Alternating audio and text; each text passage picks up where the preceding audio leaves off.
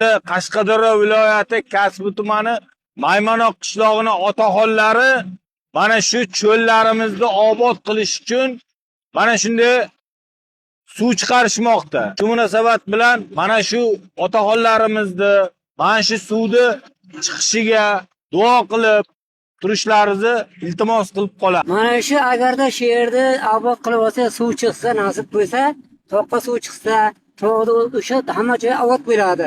O'sha yerga yoshi odam bo'lsa, tog'lar ko'karadi, daraxtlar ko'karadi, ko'kalamzor bo'ladi, hamma narsa toza turadi. Erta mana qaralib suv sepib qo'ysa, bir kelgan odamlar bahar topib, yaxshi bir o'tirib guron qilib, mana duolar qilib, qo'ylar kim qildi yaxshi bo'ladi baribir.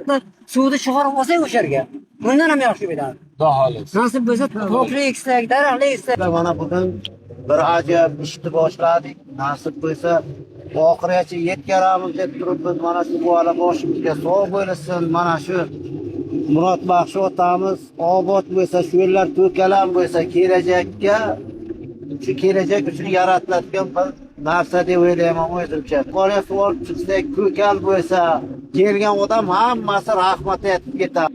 Bitta duo qilasiz. Bismillahirrahmanirrahim. Ya vadida, ya vadida, ya vadida. Allahumma yassirna maratan qulu abdana wa salavati. Afiyati fid dunya wa kullati safarina. Khalifatan fi ablina ma'atana Allah wa la quwwata illa billah. Ey Parvardigor, sana zolimlar qilgan duolardan qabul. Mana shu yerga bitmas tuganlar chashma ato qilishni o'zingdan iltijo qilib so'rab qolamiz. Mana bular ham rahmatlar aytamiz. Prezidentga borliklariga shukrda bo'lsin.